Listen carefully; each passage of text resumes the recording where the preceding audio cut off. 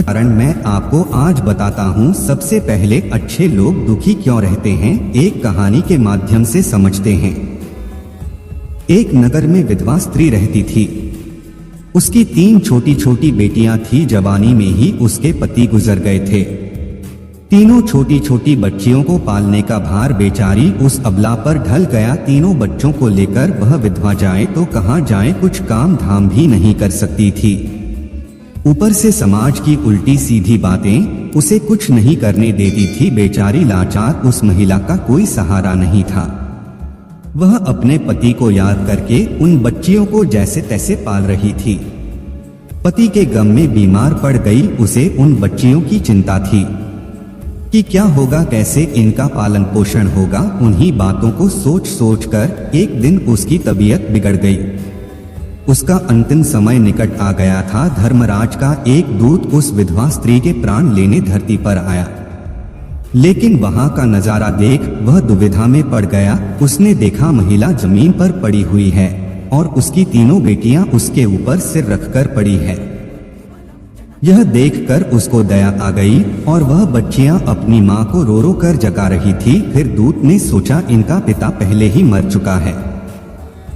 अगर मैं इस स्त्री के प्राण लेकर गया तो यह बच्चियां किसके सहारे रहेगी, कौन इनका पालन पोषण करेगा।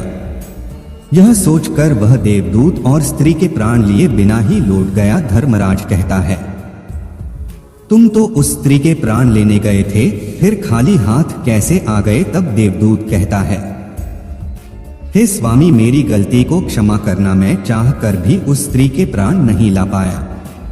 अगर मेरी जगह आप होते तो शायद आप खाली हाथ ही लौट कर आते। मैं उस महिला की बच्चियों का दुख नहीं देख पाया और रो रही थी। उन्हें वहां कोई देखने वाला भी नहीं था। यदि मैं उस महिला को ले आता तो उन बच्चियों को कौन देखता, कौन उनको पालता पोषता। पृथ्वी लोक मनुष्य तो इतने स्वार्थी हो गए कि बिना मतलब के तो कोई किसी का सहारा भी नहीं बनता। यदि कोई मदद भी कर देता है तो वह बदले की उम्मीद करता है या फिर उसे अपने एहसान के नीचे जीवन भर दबाकर रखना चाहता है। देवदूत कहता है, हे स्वामी, उस महिला को थोड़ा और समय दे दिया जाए ताकि वह अपनी बच्चियों को पाल पोस कर बड़ा कर सके। देवदूत की बात सुनकर धर्मराज ने उसे डांटते हुए कहा, अरे मूर्ख, ईश्वर की बनाई गई सृष्टि में ना कोई एक क्षण घट सकता है और ना कोई बढ़ सकता है। उसकी मर्जी के बिना ना उसे जीवन दे सकते हैं और ना समय से पहले मार सकते हैं। ईश्वर जो करता है सबके साथ अच्छा ही करता है। तुम कौन होते हो विधाता के नेक को बदलने वाले। तुमने उस महिला को ना लाकर ईश्वर के नियम का उल्लंघन किया है। तुमने बहुत बड़ा अपराध कर दिया, इसलिए तुम्हें इसका परिणाम भोगना ही पड़ेगा। जाओ, जिस पृथ्वी के मनुष्य से तुम्हारी ममता है उसी पृथ्वी पर मनुष्य बनकर अपना पाप भोगो। देवदूत कहता है, हे स्वामी, धरती लोक से मेरा उद्धार कब होगा और कैसे होगा। धर्मराज कहता है, धरती पर जाकर तुम अपनी मूर्खता पर 3 बार खिलखिलाकर हंस लोगे, तब तुम्हारा उद्धार हो जाएगा। इतना कहकर धर्मराज ने उस देवदूत को धरती पर धकेल दिया। वह धरती लोक पर मनुष्य शरीर में आ चुका था। उसके शरीर पर वस्त्र नहीं थे। यहाँ का एक नियम है, जब मनुष्य जन्म लेता है तो उस समय वह नग्न होता है। देवदूत ने जन्म तो नहीं लिया और वह निर्वस्त्र ही एक सड़क के किनारे पड़ा ठंड से ठिठुर रहा था। वहीं से एक मोची गुजर रहा था। वह मोची अपने बच्चों को ठंड से बचाने के लिए कपड़े लेने जा रहा था। रास्ते में ठंड से ठिठुरते एक नग्न व्यक्ति को देखकर उसे दया आ गई। उसने अपने बच्चे को तो कपड़े नहीं लिए, लेकिन उस देवदूत को कपड़े और कंबल जरूर खरीद लाया और कपड़े लाकर उस देवदूत को दे दिए। देवदूत कहने लगा, हे भाई, आपने मुझे कपड़े देखकर मुझ पर बहुत बड़ा उपकार किया है, लेकिन कपड़े देकर आपने मुझे ठंड से तो दूर कर दिया। ना तो मेरा कोई घर है और ना कोई परिवार, ना कोई भोजन का कोई साधन। तब मोची बोला, हे भाई, तुम मेरे घर चलो, मैं तुम्हारा सारा खर्चा उठा लूंगा। और वह मोची देवदूत को लेकर घर पहुंचा। उधर मोची की पत्नी ने देखा कि उसका पति बच्चों को कपड़े लेने गया था। कपड़े तो कुछ लाए नहीं, उल्टा एक आदमी को घर बुला लाया है। पत्नी अपने पति से झगड़ने लगी और उसे भला बुरा कहने लगी। यह देखकर वह देवदूत बहुत जोर जोर से हंस पड़ा। मोची ने पूछा, अरे भाई तुम हंसते क्यों हो, ऐसा क्या देख लिया आपने? तब देवदूत ने कहा, भाई मेरी हंसी का रहस्य मैं आपको नहीं बता सकता, समय आने पर मैं तुम्हें स्वयं बता दूंगा। वह देवदूत मोची के घर में रहने लगा और कुछ ही दिनों में उसने मोची का सारा काम सीख लिया। देवदूत के द्वारा बनाए गए जूते और चप्पल खूब बिक रही थी। कुछ ही दिनों में मोची धनवान बन गया। दूर दूर तक उसके जूते फेमस हो गए थे, यहाँ तक कि राजा महाराज तक उससे जूते बनवाने का आदेश देते थे।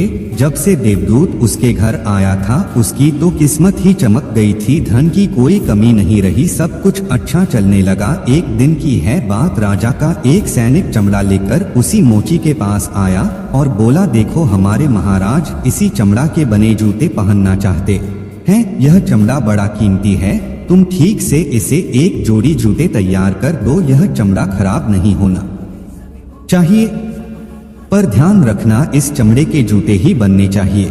भूल से भी इसकी चप्पल मत बना देना। राजा का सैनिक चमड़ा देकर चला गया।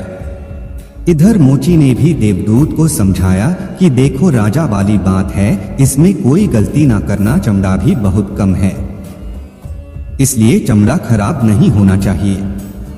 जूते की वह कहकर गया है तो जूते ही बनाना। गलती से यदि चप्पल बना दी तो राजा हमें कठिन से भी कठिन सजा देगा।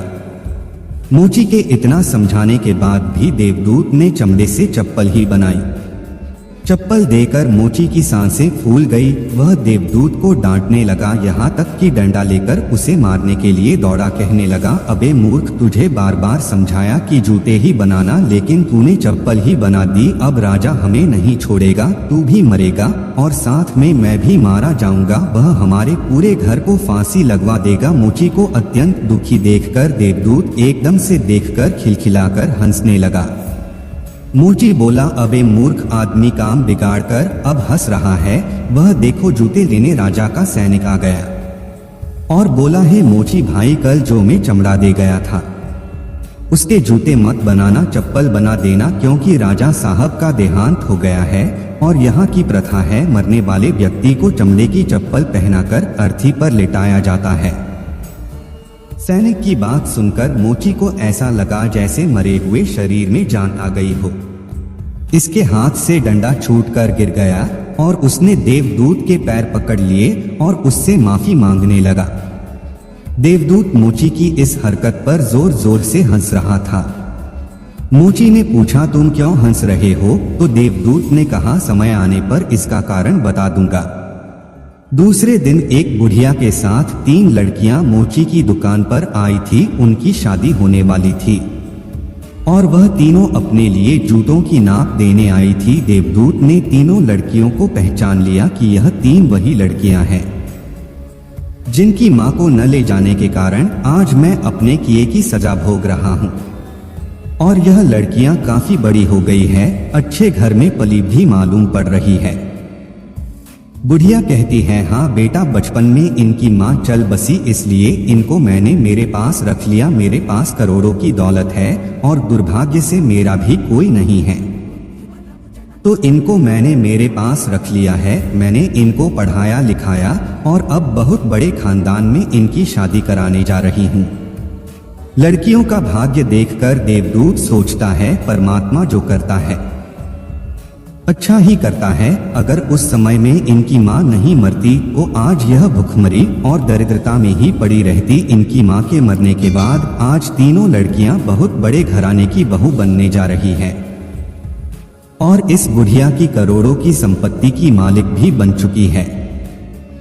यह सब देखकर देवदूत अपनी पहले की मूर्खता को सोचकर जोर जोर से हंसने लगा। मोची ने पूछा, आप क्यों हंस रहे हो? अपनी हंसी का कारण बताओ। देवदूत मोची से कहता है, मैं एक देवदूत हूँ और अभी जो यह तीनों लड़कियां जो जूतों की नाप देकर गई है, इनके माता को लेने आया था, लेकिन उस समय यह तीनों छोटी छोटी थी, तो इन पर तरस खाकर मैं इनकी माँ को नहीं ले गया और इनके पिता का पहले ही निधन हो गया था। इस कारण मुझे धर्मराज ने श्राप देकर धरती पर भेज दिया। मैं बिना कपड़े के एक सड़क के किनारे पड़ा था, तब तुम मुझे अपने घर ले आए और उस समय तुम्हारी पत्नी तुमसे खूब लड़ी थी, क्योंकि तुमने अपने बच्चों के कपड़ों के पैसों से मेरे लिए कंबल और कपड़े खरीद लिए थे। तब मैं पहली बार तुम्हारी पत्नी की मूर्खता को देखकर खूब हंसा था, क्योंकि तुम्हारी पत्नी उस लाभ को नहीं देख पा रही थी जो मेरे आने से तुम्हारे घर में होने वाला था। और दूसरी बार हंसी तब आई जब तुम राजा के जूते नहीं बना सके और तुम डंडा लेकर मेरे पीछे भागे थे। उस समय तुम राजा के बारे में सोच रहे थे, लेकिन तुमको यह मालूम नहीं था राजा के साथ क्या घटना घटने वाली है, जिसके कारण राजा को जूतों से अधिक चप्पल की आवश्यकता पड़ गई। हम किसी भी चीज को देखकर या सोचकर दुख मनाते हैं, जो हम उसे नहीं देख पाते वह होने वाला होता है। कई बार परमात्मा हमारी अच्छाई या भलाई के लिए हमारे साथ बुरा करता है, पर हम उसे देखकर भगवान को कोसते हैं। हम उस अच्छे को नहीं देख पाते जो हमारे साथ भविष्य में होने वाला है। कई बार हमारे साथ वर्तमान में अच्छा होता है तो हम बहुत खुश होते हैं, लेकिन हम यह नहीं देख पाते कि भविष्य में क्या होने वाला है। हमारे साथ हमेशा दो तरह की घटना होती है, अच्छी और बुरी, लेकिन हमें हमेशा यह सोचना चाहिए भगवान जो करेगा अच्छा ही करेगा, यह सोचकर आगे बढ़ना चाहिए। अच्छे लोग दुखी इसीलिए रहते हैं कि अच्छे लोगों के साथ बाद में अच्छा हो सके। और दूसरा कारण यह है कि अच्छे लोग हमेशा ईश्वर से जुड़ रहते हैं और इनको ईश्वर से जुड़ा रहना भी जरूरी है कि उन पर दुख आते रहना चाहिए। अंत में देवदूत मोची को सब कुछ समझाकर वापस धर्मराज के पास चला गया। अब लोगों के कुछ सवाल होते हैं, उनका भी उत्तर मैं दे देता हूं। जैसे पापी मनुष्य सुखी क्यों रहता है? पापी मनुष्य सुखी नहीं रहता है क्योंकि पाप करने से उसकी आत्मा में दुख बढ़ता है। जीवन का सच्चा सुख सत्य, धर्म और निष्काम कर्म में होता है। इन तीनों के अभ्यास से मनुष्य शुद्ध बुद्धि, शांति और आनंद की प्राप्ति करता है। अच्छे लोग दुखी क्यों रहते हैं?